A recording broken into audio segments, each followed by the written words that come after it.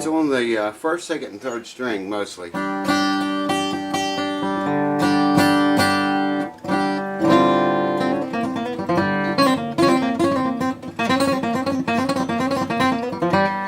just been sitting around screwing around today off and on. Haven't done much of anything except just pick the guitar up a few times.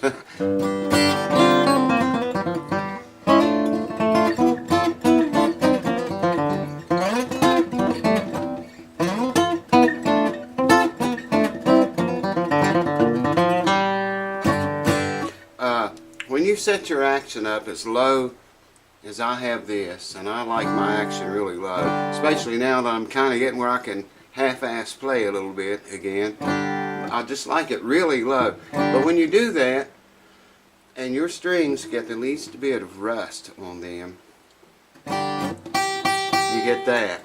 I mean, the string's shot anyway, but hear that? You would think it needs a fret job. I'm playing it rather hard, but it normally doesn't do that even. Well, I can still hear it. Playing it easy, you can hear it. I can hear it right there.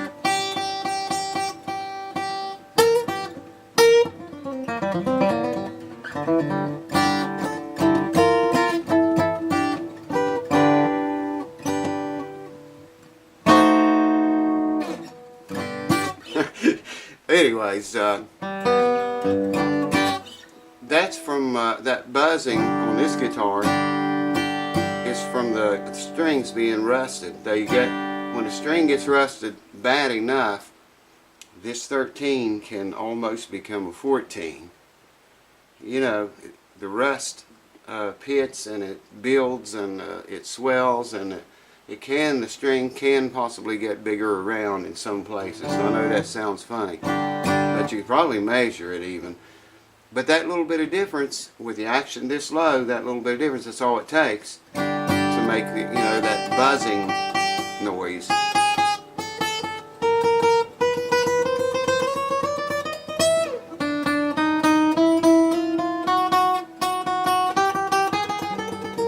It's mostly down to the 5th fret.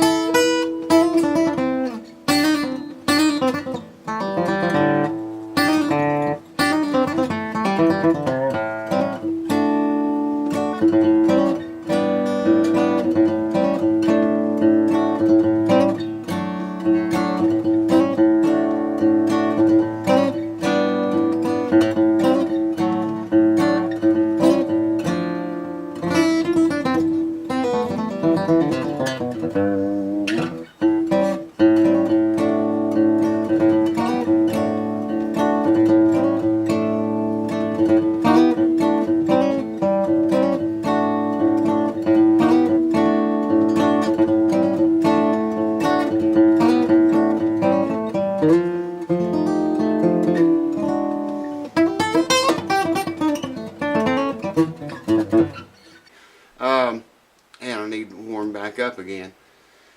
Anyways, I've had a lot of people asking me again about how do I change strings on my guitar? Would I do a video on just changing strings on an acoustic guitar? And I said, yeah, man, I can do that. I need strings bad. I wanted to do a review on, well, not necessarily these strings. Well, actually, it is on these. What I'm going to put on this guitar are these MSP 4200s. They're a 13 to 56. Now that's the same thing these are. These are MSP 7200s. These are Martin strings, by the way. These 7200s are coated, unlike the 4200s.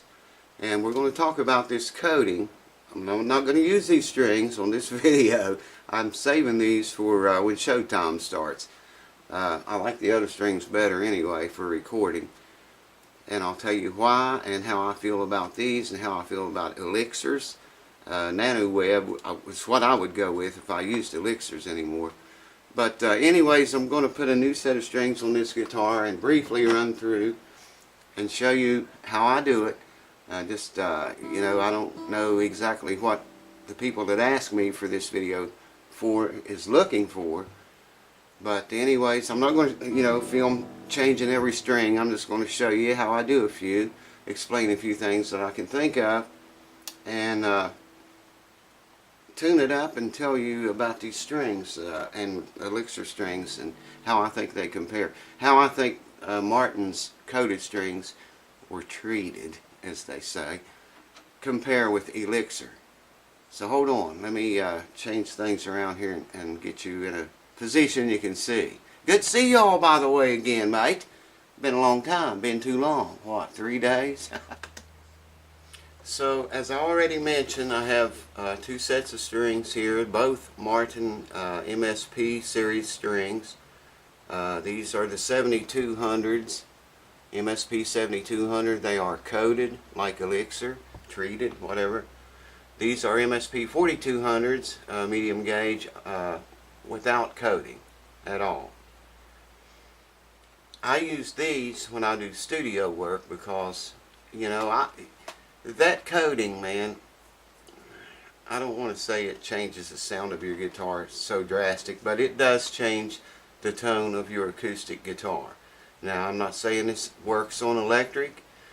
I'm talking about acoustic guitars here. It does change the tone and sound of it, and you can hear it a little bit, not very much, but if you're really familiar with your guitar sounding a certain way and you know it sounds like that, then you can hear the difference that I'm talking about that coated strings make on acoustic guitar. Now, this is what I normally use all the time for festivals and shows and stuff. Like I say, I'd rather record with these because they have no coating at all. They don't last very long. I might get a week out of these. That's what's going on this guitar tonight, because I have some recording stuff coming up.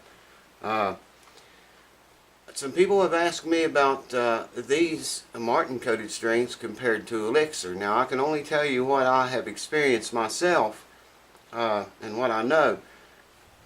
The Martin coated strings are something like about 1 to 3 microns thick of the coating that they put over the entire string after it's wound, and well, the wound ones, it's on the unwound ones too, but it's about 1 to 3 microns thick of the coating on these strings. Okay, Elixir is somewhere in the neighborhood of 15 to 17 microns thick. Now that's quite a lot thicker than these are. Now I'll tell you, Elixir does last longer.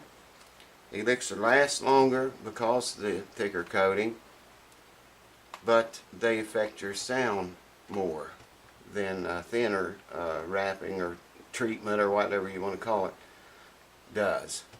And some guitars you can hear this more on on them than other guitars.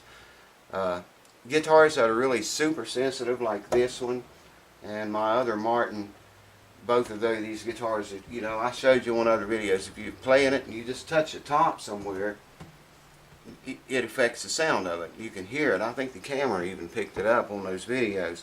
Same way here. The thicker that coating on that string is, the more it's going to affect the sound of your guitar.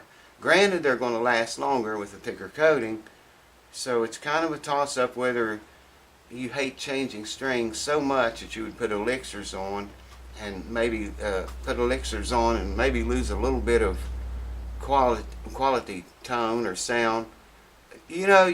Most people's not even going to hear that, man. It's so minute, but it is there. If you want 100% sound out of your $6,000 guitar that you paid $6,000 for, myself, I want to hear everything that guitar has. So I'm not going to mute it down with coated strings any more than I have to. You know what I mean?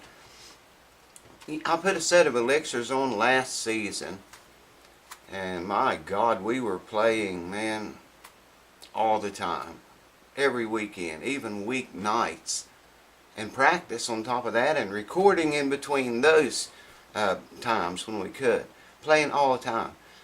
And those Elixirs, they held up for me. I played day and night, and then I practiced on my own a lot, too. They lasted about a month, before I could really start telling that they started, the first thing I noticed, well, I noticed the tone loss. The second thing I noticed was they got really hard to slide up and down the string on. I mean, it was just like it, you know, you couldn't slide on them. Almost like they were sticky, you know. These do that too. The Martins do it. They do it much sooner than the Elixirs. I guess that's, you know, the coating wearing off. But whereas, you know, a set of strings like these, I switched over to these, started using them because Elixirs were pretty expensive and I really didn't like the way they felt. These feel, to me, a lot more like an old normal set of strings like the ones I showed you. These, they feel a lot more like that than Elixirs do. Elixirs just do not feel normal or natural to me. I was talking to someone on the internet the other day talking about how they take that squeakiness away, and they do take a lot of it. But like I was telling her, and hello Ginger, like I was telling Ginger, you know, a lot of people when they listen to an acoustic guitar being played, they expect to hear that. You know what I mean? I've even seen people pick up on it before saying, you know, that's fixed or something, it's not right. I said, why? Because there's no squeaking in. And yeah, I told them, I said, well, they have the ability in the studio to take all that out now, but that's another story. Anyway, getting back to the strings. These, last season, I used these also. I switched from, well, let me back up here. I used these, okay? I switched from these to Elixir because I wanted something that lasted longer. Man, these wouldn't last me just a couple or 3 days, and they started losing their tone and stuff. So I went from those to Elixir, and from Elixir to these. And I was getting up in toward the latter part of the season last year. I still got to use them quite a bit. These last me, oh, a good 2 weeks, man. Compared to the price I paid for Elixir and what these cost, the Elixirs lasted maybe a month playing as hard as we did.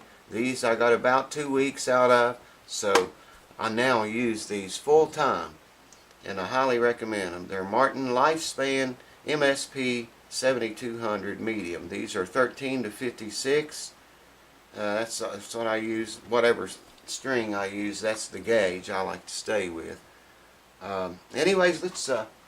That's what I wanted to fill you in on these MSP strings. I think you should try them. They sound really great. And, you know, if you play normal, like maybe once a day for an hour or so a day, they'll last you a long time. I mean, I play a lot. A lot, man. So, you know, I don't expect them to last me very long. Anyways, let's get these strings on this guitar. You heard what it sounded like. These strings that are on there now are actually these, the 7200s, and they're about 6 months old. They've been on the guitar about 6 months. I feel bad even saying that.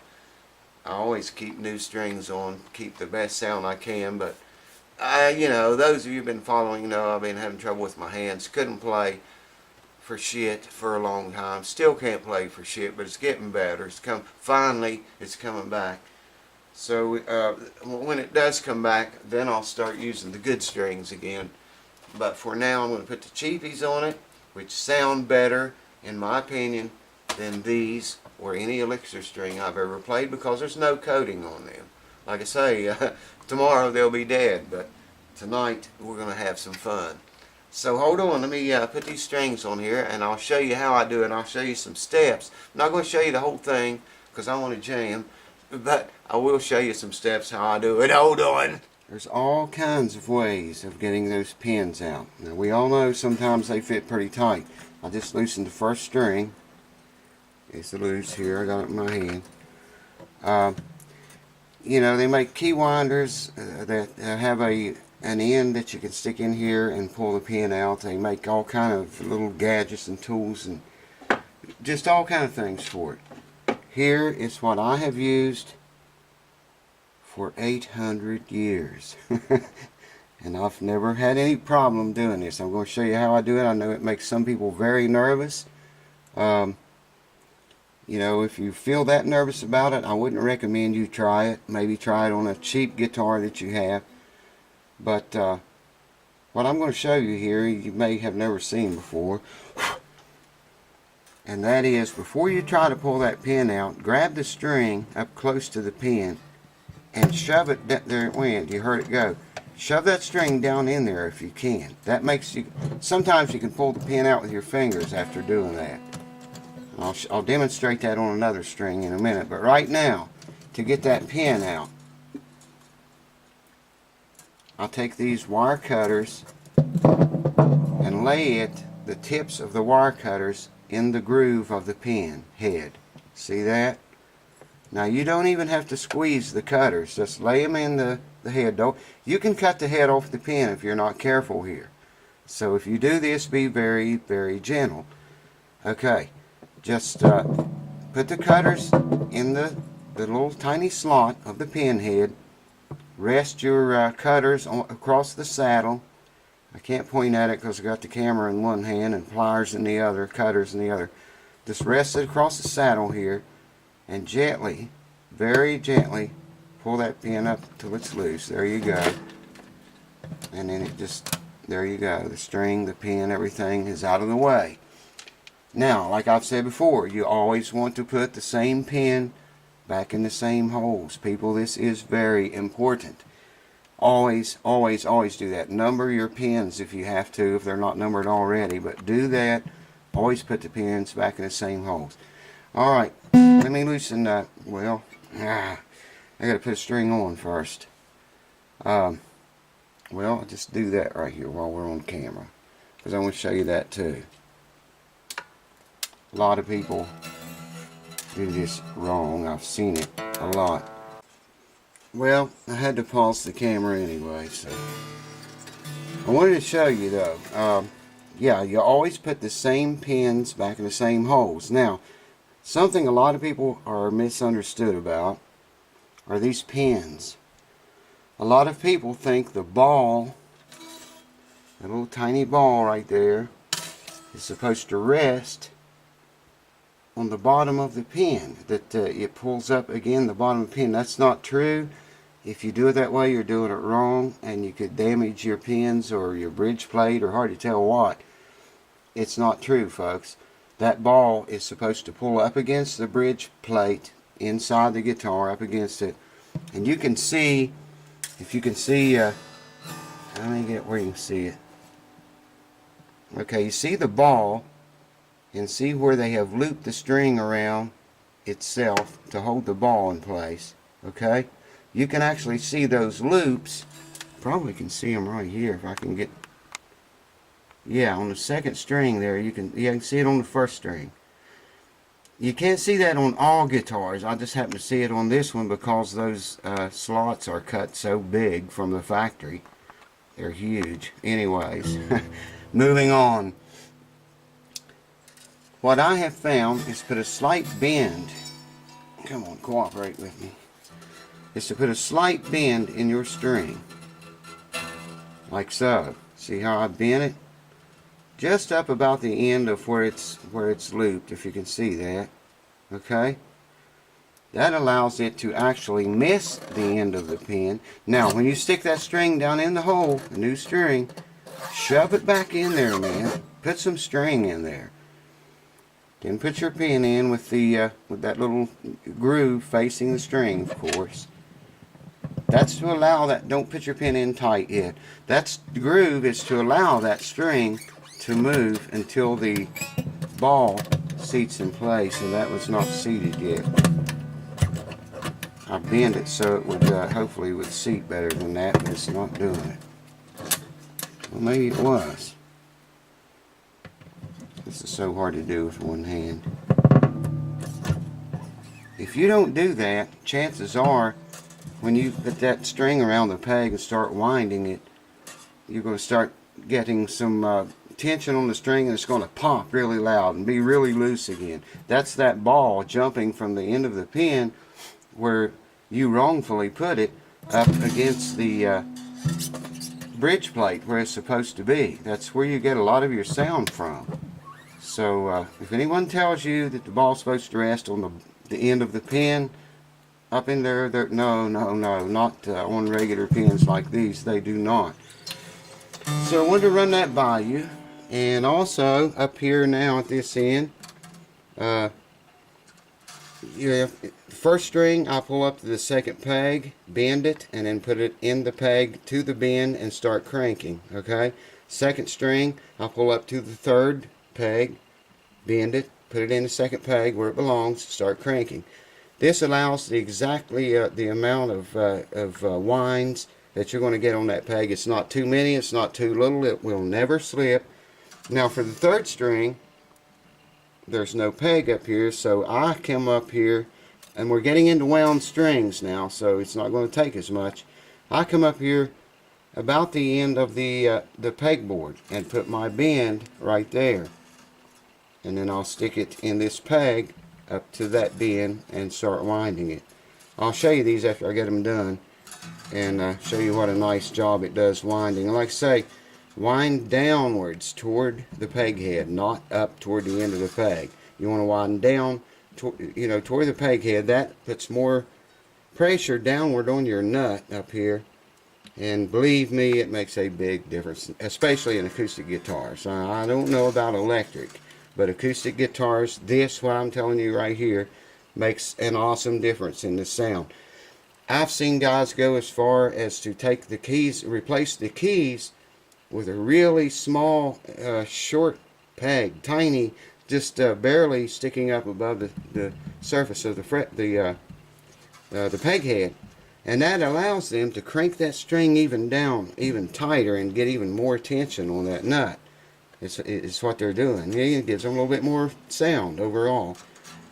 Every little thing you do contributes or takes away from tone, volume, and sound of your acoustic guitar. Just like we were talking earlier about the coatings on strings. Just that little bit. I mean, it's all it takes. If you got a good guitar and a good ear, you can hear it. Hold on. Getting back to taking strings off, what I was telling you before.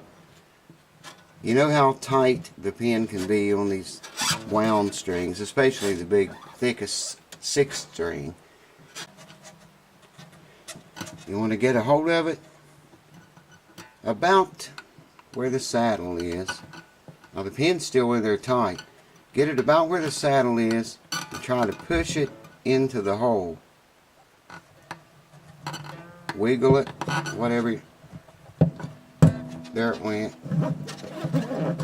Now that pin will come out much, much easier now.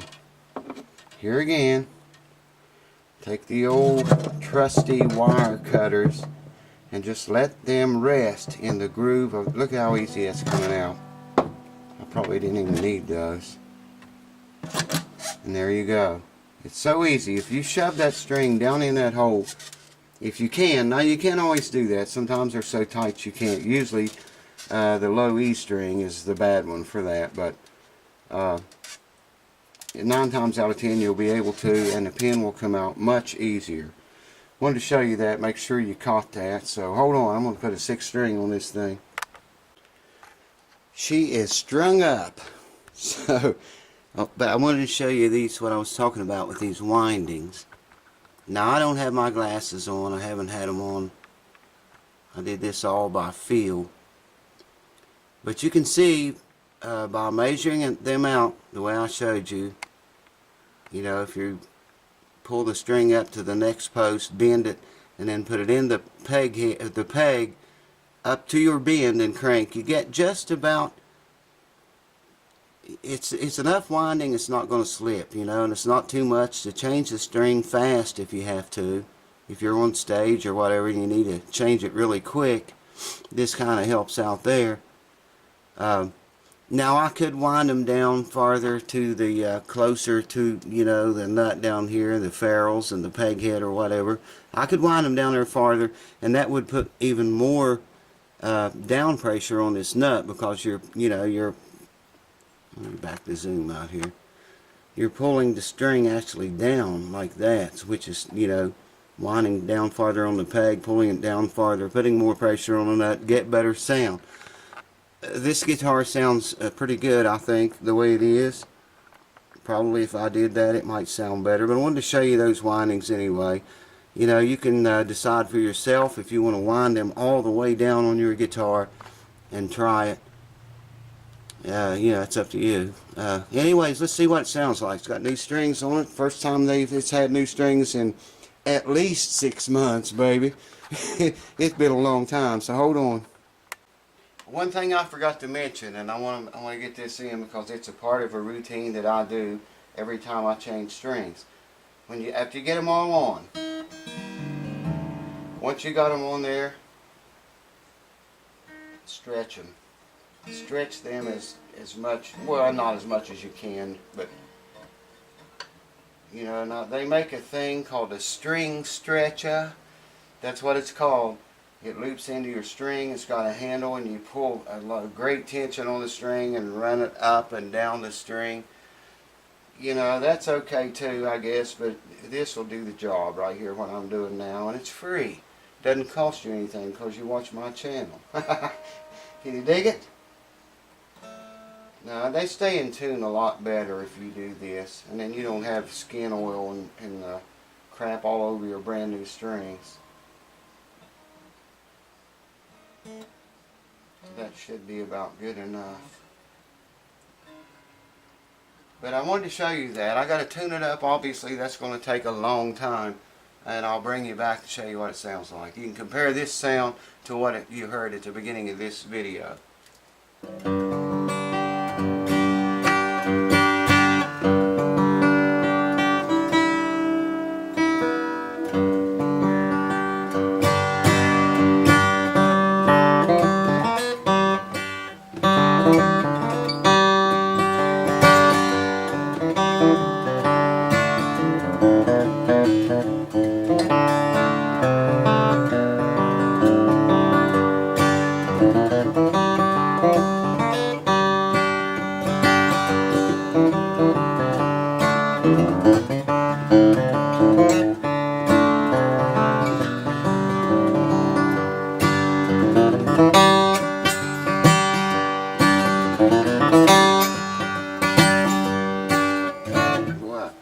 Pulling the strings off the neck.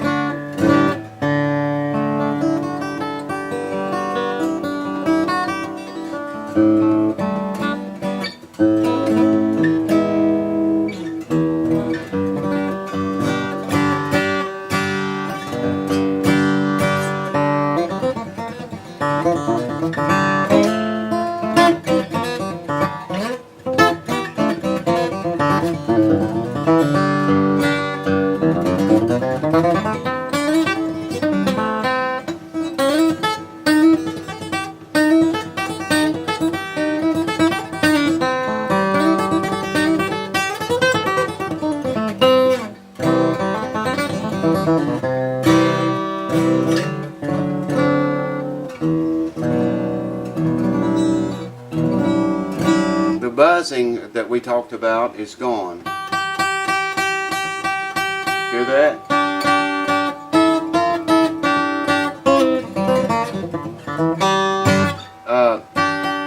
That's what I was talking about. Just the rust on those strings that make them a tiny bit bigger around, and 0.013 thousandths is enough with the action this low to detect it from buzzing.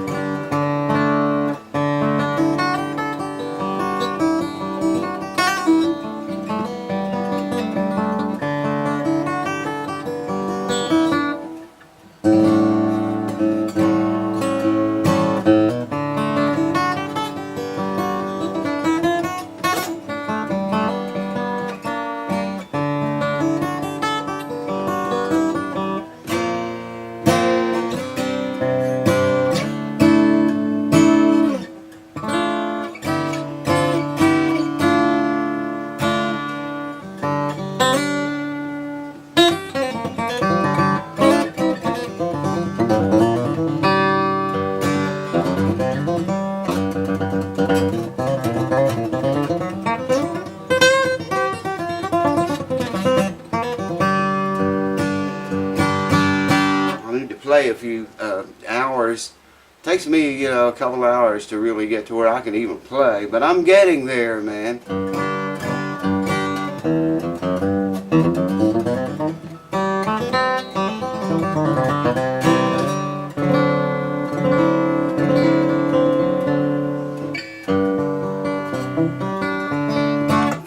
know, since the work was done, we're just going to sit around and pick for the rest of the night. I might as well open up a cool one and just sit back and sip it, and several cool ones actually. So that's what my night's going to be tonight. I'm just going to soak up a few and listen to new strings for a change. You know, I like new strings better after they've been on for like 24 hours anyway. I don't know what it is. When you first put them on, they just sound twangy or some, you know.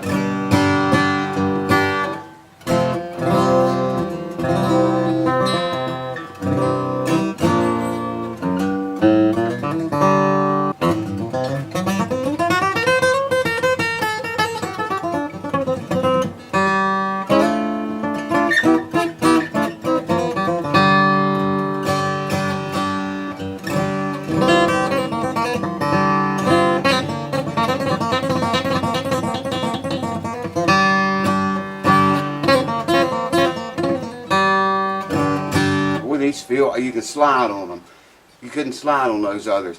When those coated strings get, especially the Martins mostly, when the coating finally wears off, they are so hard to slide up and down on. It's just like you're bound to them or something, you know. They're sticky like, is what it feels like. I can't remember if Elixirs were that bad or not. I don't think they were that bad, but I really can't remember. It's been a long time since I've used Elixir string. Well, it was last year or something it was. I went through a lot of strings since then.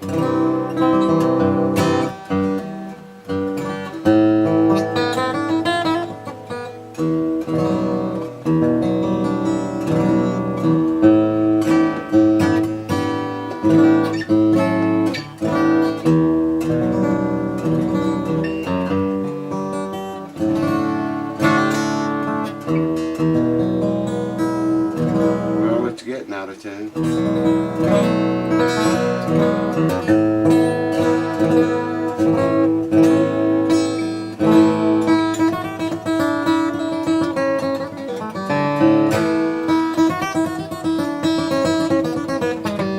Anyways, I'll have to warm up. I should have warmed up before I even tried to play anything on here.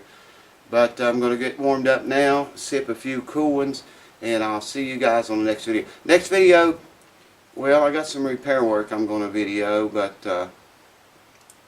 it'll either be a repair video, the next one, or it'll be a lesson on Cattle in the Cane. Had a request from Steve. Buddy, you know who you are. Thank you. I've been learning that tune. I've already learned it. I just need to get it up there, put a lesson up of it. There's a lesson coming on Cattle in the Cane, and some repair work videos. So that's what's coming up on the channel next.